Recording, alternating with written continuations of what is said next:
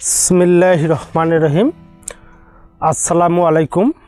আশা করি আপনারা ভালো আছেন, আমিও ভালো আছি। আজকে আমি আপনাদের দেখাবো তোতাপুরি ছাগল।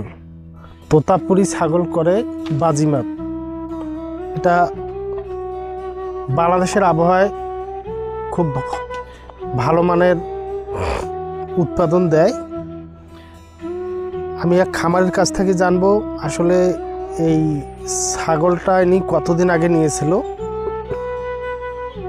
এটা কিভাবে পালন করে, বছরে কতবার বাচ্চা দেয়, সেটা আমি খামারের ভাইয়ের কাছ থেকে জানবো। আসসালামু আলাইকুম। আসলে আমার ছাগল পোষার শখ অনেক আগে থেকেই। তো 2022 সালে আমি এক খামারির কাছে দেখি যে তার এরকম ছাগল, অনেকগুলো ছাগল। তা আমি ওনাকে বললাম যে ভাই আমাকে একটা ছাগল দেন। সে মধ্যে এটাই, এই ছাগলটা তখন বাচ্চা ছিল, ছোট বাচ্চা ছিল। আমি বাচ্চাটা কিনি 2022 সালে 17,500 টাকা দিই। 17,500 টাকা দিয়ে কেনার পর অনেকে আমাকে বলছে যে একটা ছাগলের দাম এত টাকা, অনেকে টিটকারি করছে। তা এখন দেখা যাচ্ছে যে এই ছাগল থেকে আমি 2022 সাল থেকে এ যাবতো প্রায় 1,20,000 টাকার মতো বাচ্চা বিক্রি করলাম। এখনও আমার ছাগলটা যদি আমি বিক্রি করি, আমার ছাগলটা প্রেগনেন্ট, এটা হচ্ছে আপনার প্রায় 3 মাস প্লাস আছে গর্ভবতী। হ্যাঁ, আর ওর বাচ্চা হচ্ছে ওটা, আর একটা বাচ্চা মারা গেছে।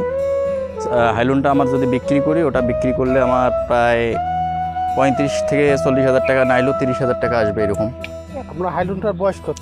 বয়স হচ্ছে এই 8 মাস আনুমানিক, 8-9 মাস হবে, 8-9 মাস হবে আনুমানিক। একটু বলবেন?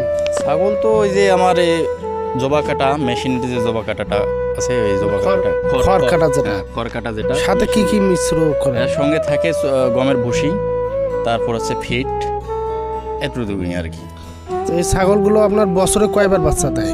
এটা বছরে 2বার বাচ্চা দেয়। দেশি ছাগলের মতো? দেশি ছাগলের মতোই সেম। তা এটা একটা খাসি অথবা পাঠা মানে কত কেজি পর্যন্ত হতে পারে এক বছরে? এই ছাগলটা আমার 50 কেজি প্লাস আছে। ওটা আপনার 35 কেজি হবে, 35 কেজি। ওটার বয়স 8 মাস। 8 মাস। আর পূর্ণাঙ্গ 1 বছর পার হয়ে গেলে যদি খাসি বাচ্চা হয় বা পাটা বাচ্চা হয়, তাহলে আপনার 55-60 কেজি হবে ওয়েট। সেই হিসাবে দেশি ছাগল তো অত বড় হয় না। না, দেশি ছাগল এত বড় করা সম্ভব না। দেশি ছাগল আছে আমার, ওই যে আর দেশি ছাগল আছে। দেশি ছাগল আর কি এত লাভজনক নয় আর কি। দেশি ছাগলও লাভ আছে, কিন্তু এর মতো না।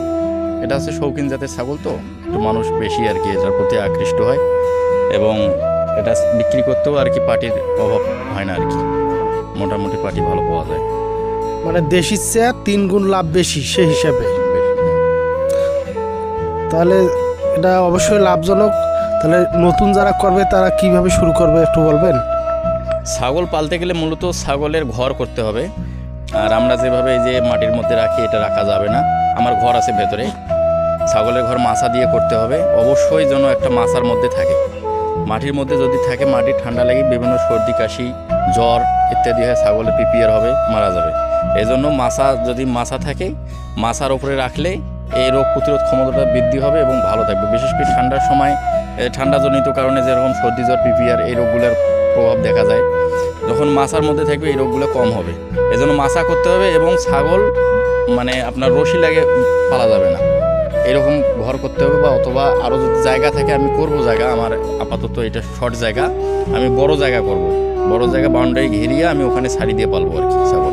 শাড়ি দিয়ে পাললে তাদের যে এক্সারসাইজ এটা ভালো হয়, এবং তাদের যে প্রজনন যে সক্ষমতা সেটা বাড়ে, এবং তারা হাঁটাচলা করার কারণে রোগ প্রতিরোধ ক্ষমতাও তাদের ভালো থাকে আর কি মোটামুটি।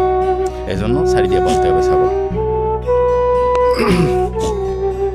আপনারা দেখলেন খামারি ভাইয়ের কাছ থেকে। আসলে আপনারা যারা নতুন করে শুরু করবেন, অবশ্যই আপনাদের মাছা সিস্টেম করা লাগবে, এবং শাড়ি দেওয়ার জন্য আপনাকে একটা খোলামেলা মাঠ লাগবে। সাইড ওপাশ দিয়ে আপনি ঘিরে রাখবেন। 4 শতক 3 শতক কমসে কম এরকম জায়গা, কমপক্ষে 3 শতক জায়গা হলে ভালো হয়। ওদের শারীরিক একটা যে ব্যায়ামের দরকার, সেই ব্যায়ামটা থাকে। তাহলে মানে ছাগলটা আনন্দ পায়। আর রশি ধরে রাখলে হয়তোবা ছাগলটা একটু মনমরা ভাব থাকে। এজন্য ওই সিস্টেমে আপনারা পালন করলে লাভবান হওয়া সম্ভব। আর দেশি ছাগল একটা বছরে আপনার কত সর্বোচ্চ 20 কেজি পর্যন্ত হতে পারে, কিন্তু এই তোতাপুরি ছাগল বছরে আপনার 60 হইতে 70 কেজি পর্যন্ত হয়। সেই হিসাবে খাওয়া দাওয়া একটু কম বেশি, তা দেশির চেয়ে এই ছাগলটার লাভ বেশি। তা আপনারা শখ করে অথবা বাণিজ্যিকভাবে যদি কেউ এই ছাগল পালন করতে চান তাহলে করতে পারেন, এটা আসলে একটা লাভজনক। ধন্যবাদ, সকলের সুস্বাস্থ্য কামনা করে এখানে শেষ করলাম। আসসালামু আলাইকুম এবং হিন্দুদের প্রতি আদাব এবং অন্যান্য জাতির প্রতি আন্তরিক অভিনন্দন ও শুভেচ্ছা।